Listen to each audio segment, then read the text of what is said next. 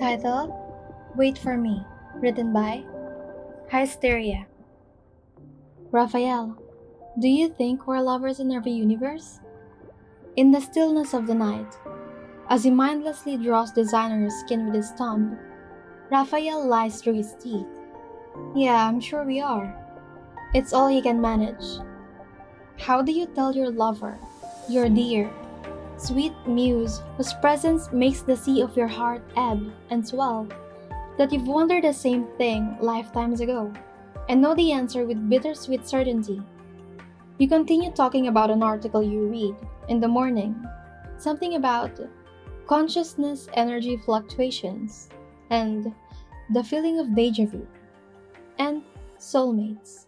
And Raphael wonders, humming along to your rambling, if that's what you two are, soulmates. You wonder what we're like, you sigh, burrowing your head into the warmth of his chest. Surely you can hear the rapid thrumming of his heart. He can't help it.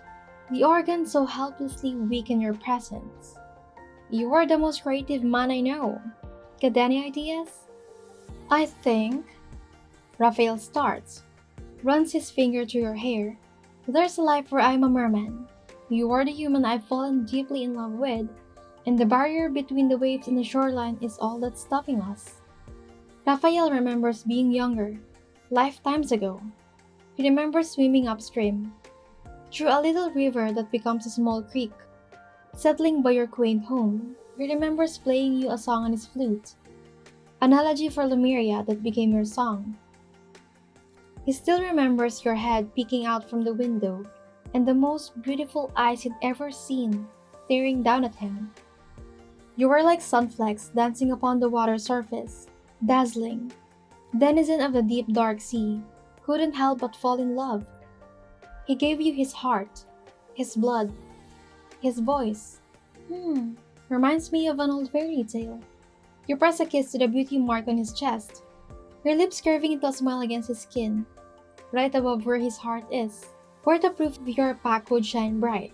Do you think you'd have gotten a pair of legs and would live happily ever after on land? Of course I would have. Raphael smiles.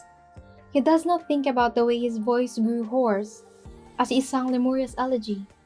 He does not think about the dagger he'd clutched so tightly in his hidden hand as you approach him on the shore.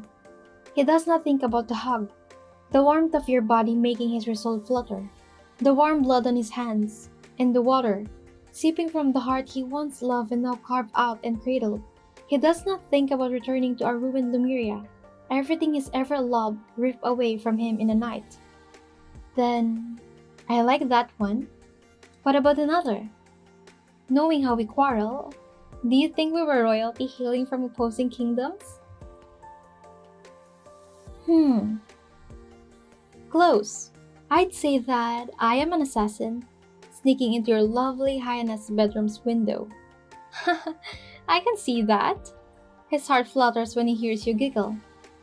Raphael wishes he could trap that beautiful sound inside the conch shell. It almost seemed possible, the way it felt like molten gold sunlight. I'd leave the window open just so you have an easier time coming in. Glad to know you'd still fall for my charms. He finds it in himself to smile, pressing a kiss to your forehead, even if it might not be the brightest idea, dummy. But if we still love each other, then you wouldn't kill me. Your hand reaches upward to cup his cheek, a thumb aimlessly stroking comforting lines across his skin. His breath hitches at how naturally it comes to you. You'd fall for my charms too. Why wouldn't it? You've done it so many times before. As you, dear Highness of Philos, gingerly remove his mask. He, who was destined to carve out your heart, and he, who could not bear to do so, who fell apart in the warmth of your hold, and hatred, any hatred he'd held in his heart for the humans that desecrated his home. Beautiful sacred Lemuria, dissolved with each ripple of the lake you both had danced across on the silent night. How could he ever hurt his beloved, who in another life he devoted entire oceans to? Yeah, he breathes out, almost a chuckle.